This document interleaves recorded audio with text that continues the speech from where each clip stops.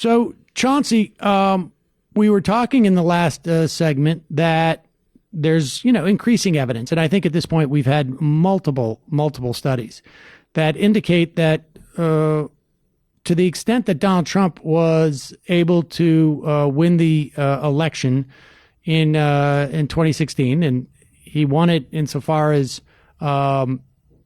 this is when you're talking about 70,000 votes over the course of 3 states in an election where 220 million people participate. It is in some ways a coin toss, but of course, the past 2 coin tosses have gone to the Republican Party when you include 2000. That the data shows that much of Donald Trump's vote was a vote against was a vote that was inspired by race, was inspired by, or I should say, racist beliefs. So it was inspired by a misogyny. Hillary Clinton came out and had to, in many respects, talk about race more than Barack Obama did. And of course, I think, and I have a theory, and I want to get your take on this, that from the perspective of a racist and a misogynist, those aren't 2 different things. That they look at Hillary Clinton running for president and they say, wait a second, we gave them 1 non-normal president. We're not going to have 2 non-normal presidents in a row. We need to revert back to the mean, which is the white guy. Here's my question to you. As people who are interested in Donald Trump not winning again, how do we take that information? Does that implicate our decision as to who we think should be the nominee for the Democratic Party? I mean, I've been going back and forth on this, and I'll stake my flag on this one. I'm a Joe Biden supporter. I think in this context, never mind the fact that Hillary won by millions of votes, never mind it was stolen, never mind the Electoral College, we go down the list. And I say that because the Democrats are making a huge mistake. And a lot of folks who, again, are not looking at Donald Trump as a cultural problem. Trump is not just a president. He's a cultural problem, right? So Trump is literally the embodiment, never mind of kleptocracy and plutocracy, of racism, white supremacy, misogyny, and bigotry. And until you understand that Trump leads a political cult, the Democrats are going to make poor decisions in terms of how to fight him. All right.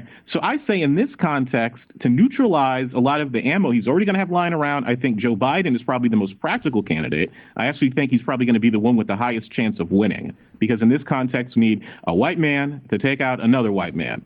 And going back to the cultural point, I mean, there's some other really, really important information, new research that should have been all over the news.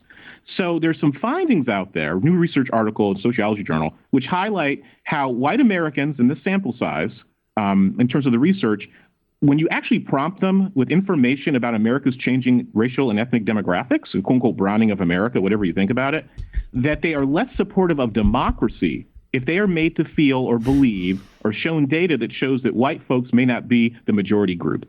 So literally, we have millions of white Americans, Trump supporters and others, who say, damn democracy if my group's not in charge. And that's what the Democrats are up against. Now, if the theory is that that Trumpism, not just Trump, should be defeated, what happens to a Joe Biden in the primary when people look back on his record? When we're talking about his record in the Senate, he had a fairly poor record when it came to race back in the day. This is a guy who entered into the Senate, bragging that he was perceived himself to be a conservative. He had there's going to be a lot of women in the Democratic Party who remember that the reason why Anita Hill was the only person to testify against Clarence Thomas was because Joe Biden prevented 3 women who had some degrees of stories that were similar to Anita Hill's. Joe Biden's going to have, or let me rephrase that.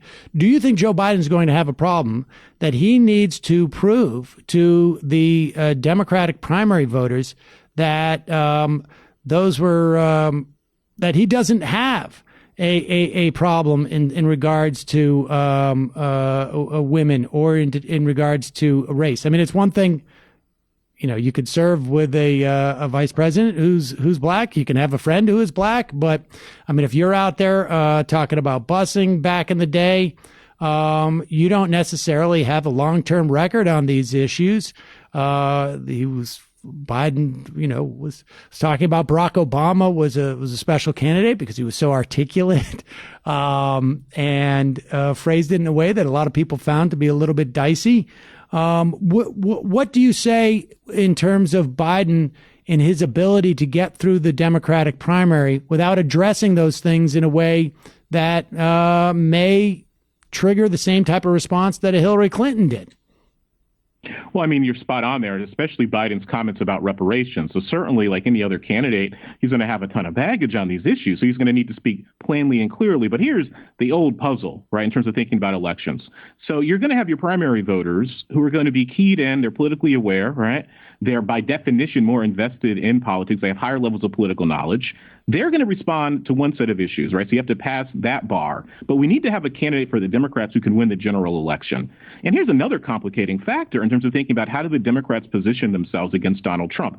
He's a cultural force, number one. And number two, well, the political parties are pretty well sorted now in terms of racial animus. You alluded to it earlier. The Republican Party for the last 50 years, at this point, conservatism and racism are fully one and the same thing, from the Southern strategy to Trump.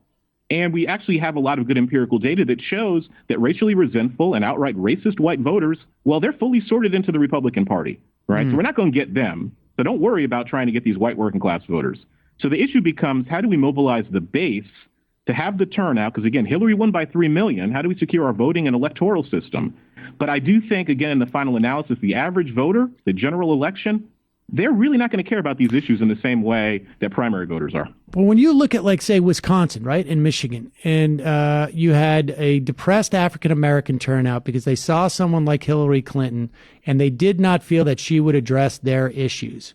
And when you have Joe Biden, and I don't know if Donald Trump has this type of savvy, but if he wants to go out there and start saying, Joe Biden is the one who brought you the bankruptcy bill, and I love bankruptcies, and I think people should have the same rights. I mean, if he starts talking about, Joe Biden, senator from, credit card companies, and talks about Joe Biden's, in attempts to depress Joe Biden's turnout in the same way that maybe, the super predator comments by Hillary Clinton depressed the turnout among people of color, what happens in that scenario? Well, I mean, the polling data, again, shows us, and we know tons of empirical evidence and data on this, that African Americans as a group are remarkably politically sophisticated. So I would not be too concerned about that. Here's what the Democrats got to do. Trump is the issue. You run on Trump. You go to black and brown folks and say, this man hates you. Use that language. This man wants to deport your families. This man wants to put you in prison. This man says neo-Nazis and white supremacists are very fine people, right? So you run on those issues. You run on his very own words. Right. So Trump, in a lot of ways, he's an existential threat to this country. I've been on the record saying it, to this country's democracy. And he's just version 1. I'm more concerned about version 2.0 and version 3.0, right? Once you get some polish on this monster, right? He's the floor model. Right. But I do think you can use Trump, his language, his rhetoric, and frame it to black and brown folks who already know this. We know this. This man is an existential threat to this country, to this democracy, and to our safety and security. And I think that's going to be the mobilizing factor. Chauncey DeVega, thanks for your time today. I hope that works better this time around than it did the last time around in 2017 or 2016. Thanks so much for your time today. Really appreciate it.